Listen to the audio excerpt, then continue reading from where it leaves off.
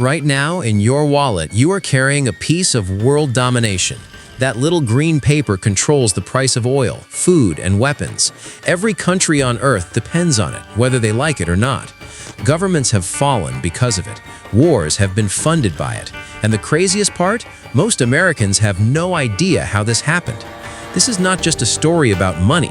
This is a story about power, strategy, and one of the biggest moves in human history. The American dollar did not become king by accident. Someone planned this, and the plan worked better than anyone imagined. We are about to go deep into the real story of how the dollar took over the world. And trust me, what you are about to hear will genuinely shake you, because the dollar's rise was not clean, not fair, and definitely not what they teach in school. The hidden moves, the secret deals, the broken promises, they all connect. And once you see the full picture, you will never look at money the same way again. If you want the real history, the stuff that gets buried, subscribe to History Lab right now, because this channel goes where most history shows are too afraid to go. Hit that bell so you never miss what is coming next. Now let's go back, all the way back, to a moment that changed everything. It's 1944, and World War II is almost over.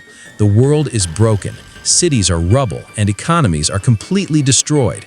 Every major country on Earth is desperate and exhausted. But America? America came out of that war stronger than ever. Its factories were running at full speed, its land was untouched, its military was massive. And in July 1944, America made the most powerful move in economic history. 44 nations gathered in a small town in New Hampshire called Bretton Woods, and in that meeting, America offered the world a deal it could not refuse. Guys, listen carefully, because this is where it all begins. America said, link your currency to the American dollar, and the dollar will be backed by gold, real physical gold. Every country agreed because they needed stability after years of war. And just like that, the dollar became the anchor of the entire global economy. No country had ever pulled off something like this before. Every trade, every deal, every debt in the world now ran through the American dollar. And here's where it gets really interesting. In 1971, President Nixon did something absolutely unthinkable. He broke the deal. America quietly removed the dollar from the gold standard completely. No more gold backing, just paper, just trust. The world was stunned. Countries felt betrayed, and some panicked. But here is the thing, the dollar did not collapse. It actually got stronger. And the reason why is one of the most brilliant and ruthless power moves ever made. America had already built something that gold could never give it: dependency. Every oil contract on Earth was priced in dollars. You wanted oil? You needed dollars first. It did not matter if you were Japan, France, Germany, or Brazil. If your country needed energy, you had to buy American dollars to get it. This was called the Petrodollar System, and it was a genius trap. Saudi Arabia and other oil nations agreed to only sell oil in dollars. In return, America promised military protection and weapons deals. That handshake between Washington and Riyadh changed the world forever. And honestly, no one talks about this deal enough. It locked every energy-hungry nation into the dollar system permanently. China needed oil, dollar. India needed oil, dollar. Europe needed oil, dollar. The whole world was now working for America's currency, whether they wanted to or not. And here is where it gets really disturbing. Any country that tried to break free from the dollar system faced serious consequences. Saddam Hussein announced in 2000 that Iraq would sell oil in euros, not dollars.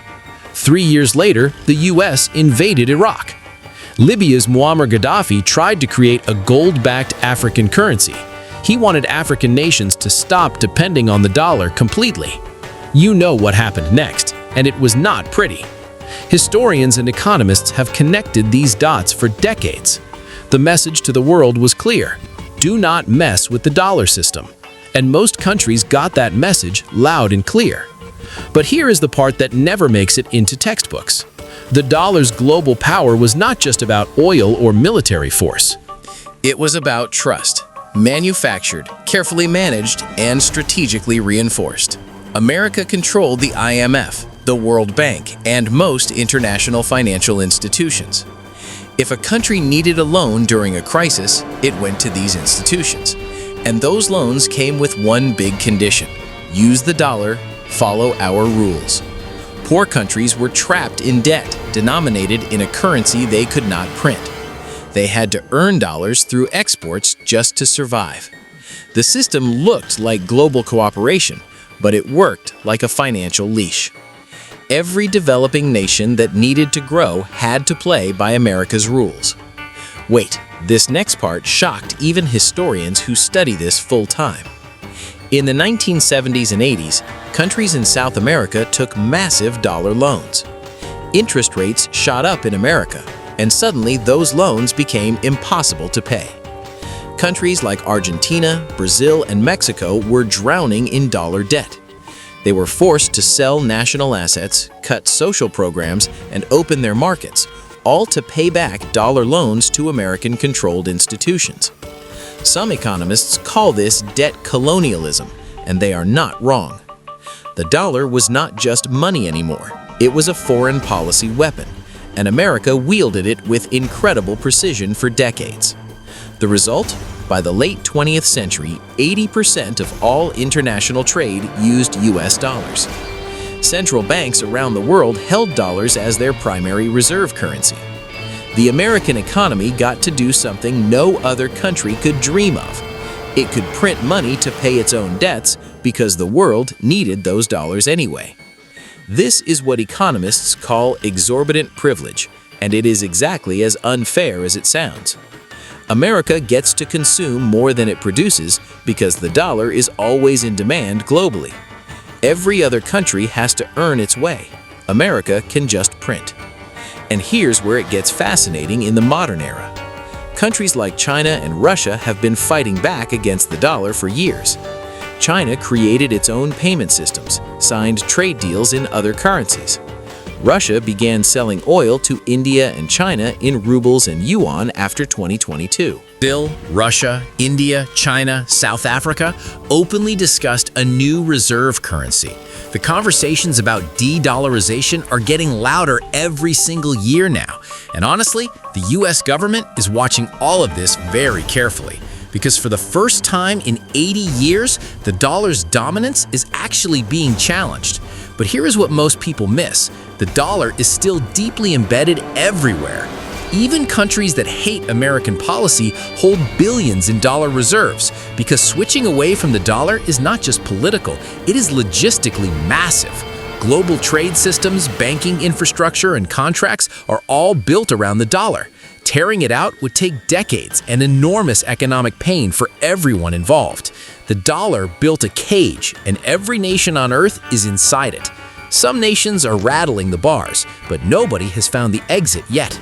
That is the real genius of what happened at Bretton Woods in 1944. America did not just win World War II, it won the entire century that followed.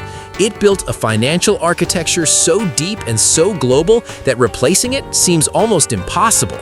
And every time you spend a dollar, swipe a card, or check a price, you are inside that system. This story is not just history, it's happening right now, today, in real time.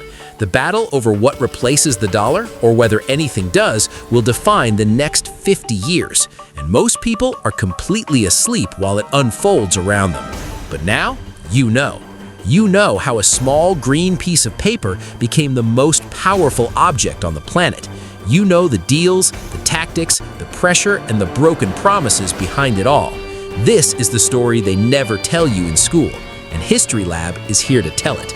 If this video opened your eyes even a little, subscribe to History Lab right now. Drop a comment below. Do you think the dollar's reign is finally ending? Because this channel is not done. The next video goes even deeper, and you do not want to be the one who missed it.